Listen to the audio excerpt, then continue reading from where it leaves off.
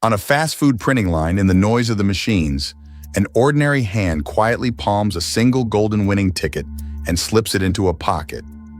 No mask, no gun, no alarm, just a man in a cheap suit doing something he was hired to prevent. That one small ticket was worth a fortune, and it was never supposed to leave his hand. This is the story of the man who quietly rigged America's favorite game.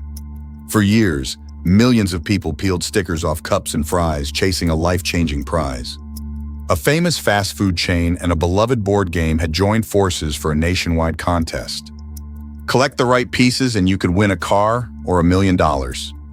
Behind the scenes, a marketing company printed those winning pieces and guarded them like cash.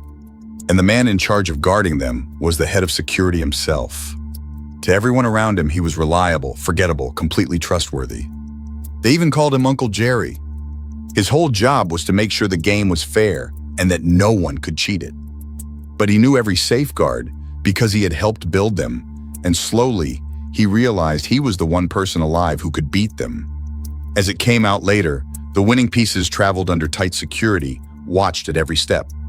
The rarest ones, the $1 million and the car winners, were handled with special care. And at one point in that chain, they passed through his hands alone. As reported, that was the crack in the wall he decided to slip through. In a quiet moment, away from the cameras, he took the top winning piece for himself. He swapped it out before it was ever sealed into the packaging. A worthless common piece went into the game. The real jackpot went into his pocket. To the machines, to the paperwork, everything still looked perfect. The golden ticket, barely the size of a stamp, was now completely off the board. But a stolen jackpot is useless if you cannot cash it in. A head of security could never walk up and claim $1 million himself. So he needed other people, ordinary faces, believable winners. People who could smile for the camera and hold up a giant check. He would hand them the winning ticket, and they would play the lucky stranger.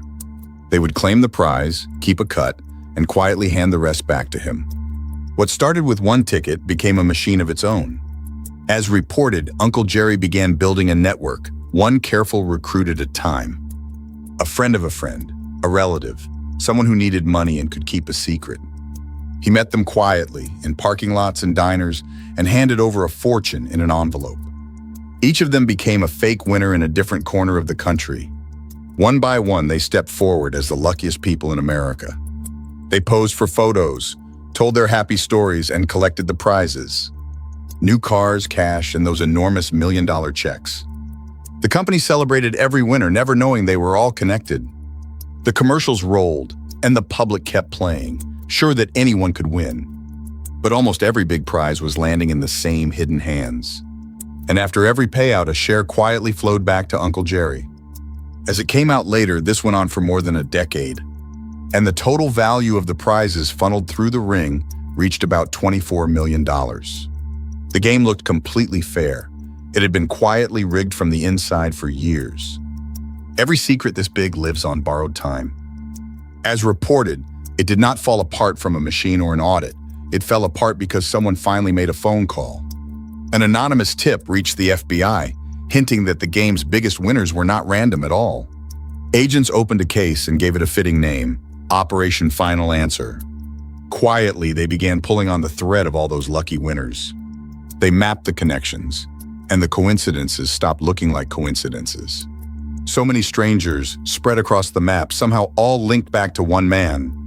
The agents started listening, watching, and recording the calls. They even posed as a film crew and interviewed the fake winners on camera. One by one, the stories cracked under simple questions. And every crack pointed back to the quiet head of security.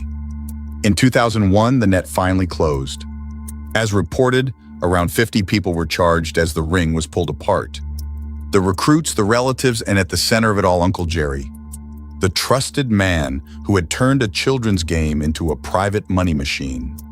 He was convicted and sent to prison, the fortune long since scattered.